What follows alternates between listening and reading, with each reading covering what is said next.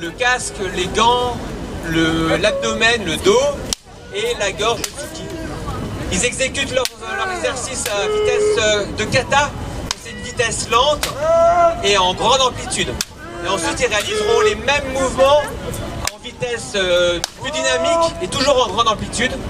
Et après ils présenteront toujours les mêmes mouvements dans une série très dynamique correspondant aux actions de combat.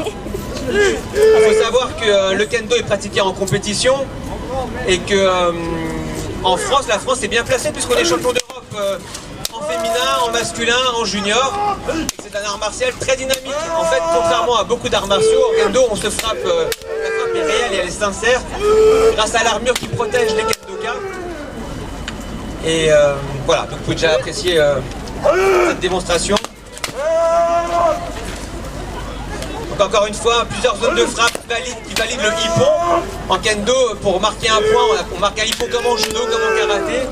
Et les ippons sont marqués sur le casque, sur les gants, sur le ventre et sur le tsuki, la zone de la gorge. Donc là, ils présentent ça en grande amplitude. C'est un travail de kion d'entraînement en fait.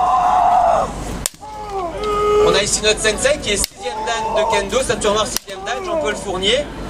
Il y a 2 de ses élèves qui sont 3e dan, ceinture à 3e dan, dont un qui est enseignant bénévole. Et un junior qui est premier kyu, l'équivalent de ceinture marron en judo.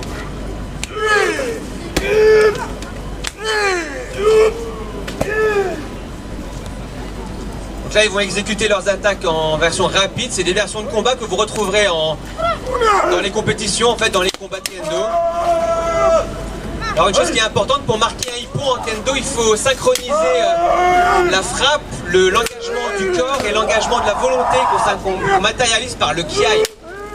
Là, vous entendez les kendokas, à chaque mouvement et à chaque impact, ils poussent un kiai. Et ce kiai correspond à l'énergie qui est lancée dans le corps en fait. Donc l'engagement de la volonté, l'engagement du corps et l'engagement de la frappe. Jean-Paul, il est resté. Alors, ça glisse un peu, hein, vous les excusez. On appelle ça en kendo le kikentai en fait.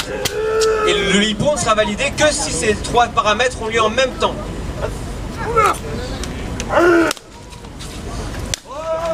Attaque au dos là.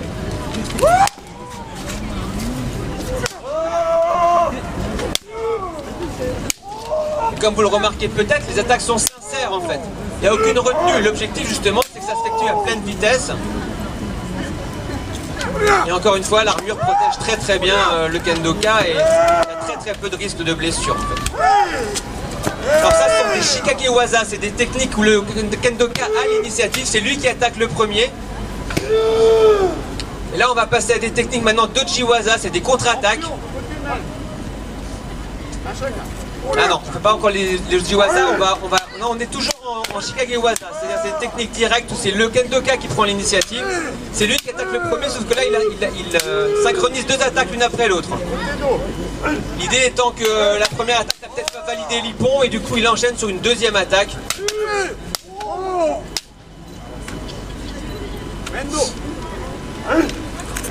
Donc toujours en kion d'abord, donc c'est une version kata, c'est lent, on prend le temps de faire le mouvement à bonne amplitude en engageant légèrement, en engageant le corps. Maintenant on passe en version dynamique, mais toujours en grande amplitude. Là par contre vous retrouvez le claquement du pied qui correspond à l'engagement du corps, c'est le fumikomi on appelle ça, et toujours le kiai. Et ces 3 événements, l'engagement du corps, le kiai et l'impact de la frappe, doivent avoir lieu en même temps pour valider le ippon.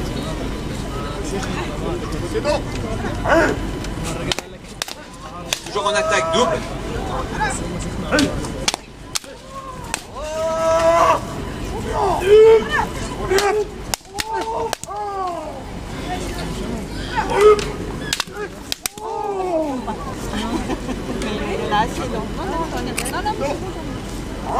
Là ils vont attaquer le visage et l'abdomen. Mendo, donc les coups portent le nom de la zone de l'armure qu'on frappe. Le men pour le casque, le dos pour l'abdomen, la protection de l'abdomen. Ce qui protège nos poignets s'appelle le côté.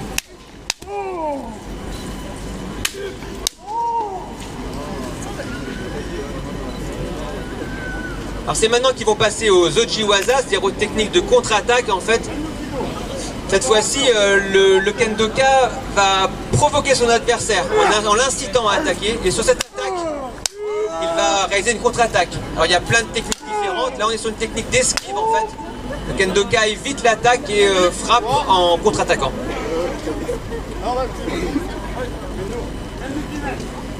Donc ils exécutent toujours ça en vitesse de Kion pour que vous puissiez voir le mouvement un peu en vitesse lente. Le kendoka attaque le visage de son adversaire et en fait celui-ci se déplace sur le côté et vient frapper son visage. Et maintenant ça va être une attaque sur le poignet qui va être évitée en frappant le visage. Et alors cette sensation elle est ressentie au niveau du shinai, donc je ne vous ai pas présenté au fait l'arme du kendoka. Mais on va en faire ça après. Alors maintenant il faut passer en vitesse dynamique, donc toujours en grande amplitude. Cette amplitude elle est très peu pratiquée en combat, parce qu'en combat réel on a trop d'ouverture. Le temps de l'armée provoque une ouverture qui donne l'opportunité à l'adversaire de profiter de ce temps-là. Donc elle est encore pratiquée essentiellement en entraînement. La version de combat, vous allez la voir juste maintenant. Enfin après leur série en ample. Et donc oui, le shinai, donc l'arme que porte le kendoka s'appelle un shinai. Il symbolise le katana.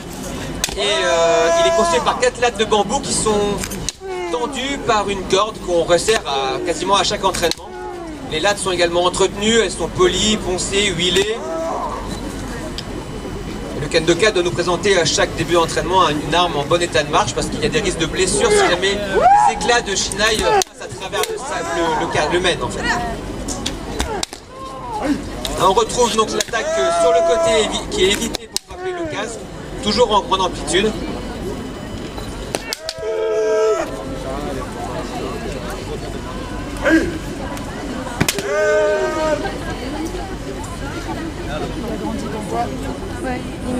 Là ils vont redémarrer les mêmes séries mais en vitesse de combat, vitesse de compétition en fait.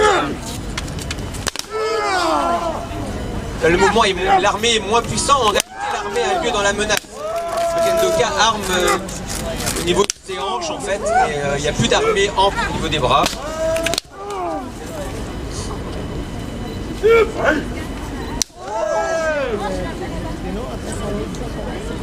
Donc des Ojiwaza, encore une fois, le kendoka prend l'initiative de provoquer l'adversaire, il l'incite à attaquer, il provoque le déséquilibre et dans cette provocation, lui il réagit et il place son attaque. En kendo, on a 3 règles principales, c'est toujours attaquer, attaquer, attaquer, attaquer, attaquer la défense, attaquer l'attaque de l'adversaire, et l'attaque quand il ne fait rien.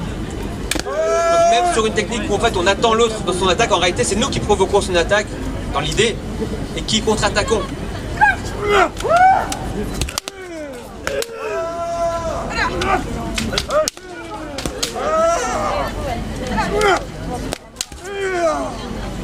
Donc le kiai que vous entendez est très important en kendo, il confirme en fait l'engagement du combattant dans sa frappe et l'engagement de sa volonté en fait.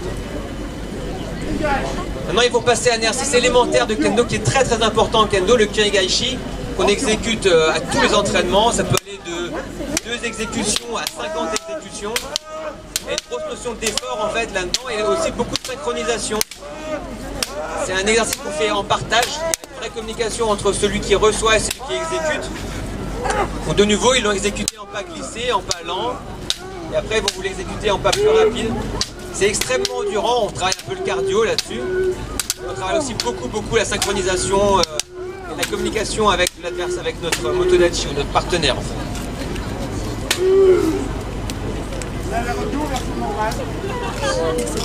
Là, ils vont exécuter toujours kyogaishi en version normale d'entraînement. Imaginez-vous qu'en stage d'équipe de France, ils font ça 50 à 100 fois d'affilée.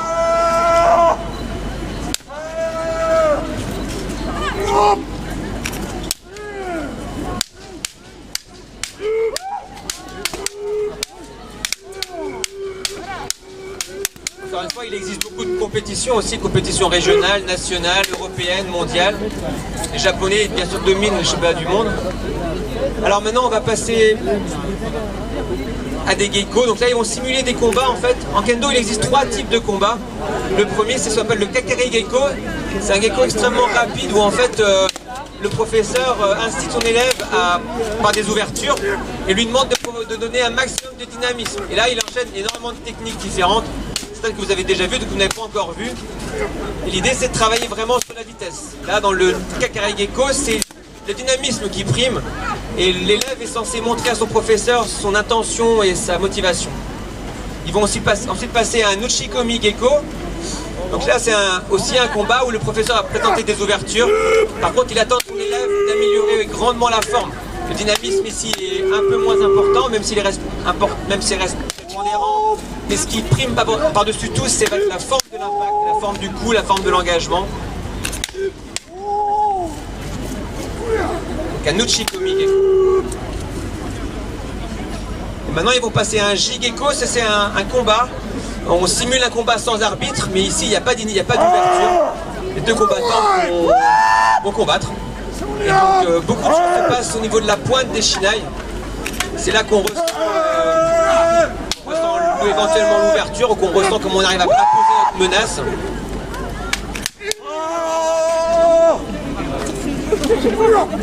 Bon, bien sûr, il faut savoir que le kendo pratique vraiment ça pieds nus. Hein.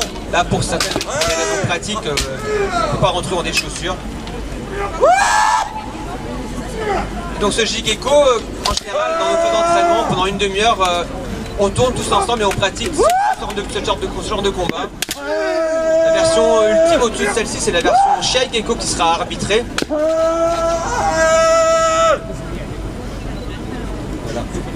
Donc on va vous présenter une idée un peu de Shiai Gecko. On va mettre en place nos deux combattants, nos deux ceintures, un troisième dan, et en fait notre sensei va les arbitrer. Donc là en fait il va essayer de juger le moment où un hippon réel a lieu pour interrompre le combat et marquer le hippon.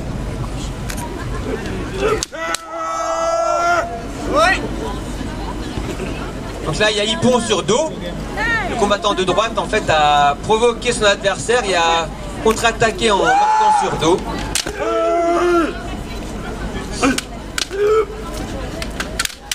En Shiai, pour gagner un combat de kendo, il faut marquer 2 hippons ou arriver au bout du temps du combat qui est de 5 minutes. Si jamais il y a égalité au bout des 5 minutes, les combattants provoquent un hensho, c'est une prolongation qui n'a pas de durée dans le temps. Elle aura lieu jusqu'à ce qu'un des combattants marque hippon. Là, il y a de nouveau hippon, mais hippon de l'autre combattant. Alors, vous remarquez que des fois on a l'impression que les combattants se touchent, mais si l'hippon n'est pas validé, c'est simplement parce que on considère que l'engagement du corps, le kia et la volonté et l'impact n'ont pas eu lieu au même moment. Ce qui du coup ne valide pas le hippon. Quand on regarde des combats de kendo, souvent on n'a l'impression de ne pas comprendre parce qu'on se dit mais pourquoi est-ce qu'il ne s'est pas touché? C'est simplement parce que l'engagement n'était pas sincère, ce qui symbolise en fait l'absence de coupe au niveau du katana. Donc là, le combattant a lâché son boken, son shinai, pardon, et du coup il y a pénalité. 2 pénalités pourraient conduire à un hippon de pénalité.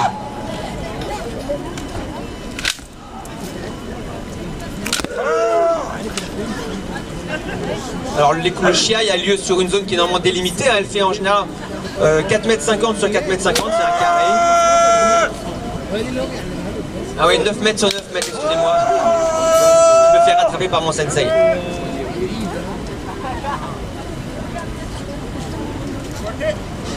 Voilà, donc là en fait le temps est terminé. Il y a Ikiwake, c'est égalité puisque chaque combattant est marqué un hippon. Voilà. Et donc en kendo, une chose très importante, hein, l'étiquette, c'est un des arts martiaux qui a conservé énormément de principes d'étiquette, de respect, de discipline, d'effort aussi, et de salut bien sûr. On salue toujours le dojo, le lieu où on travaille, et on se salue entre nous, notre sensei et nos partenaires. Voilà, bah, merci à vous, merci à eux.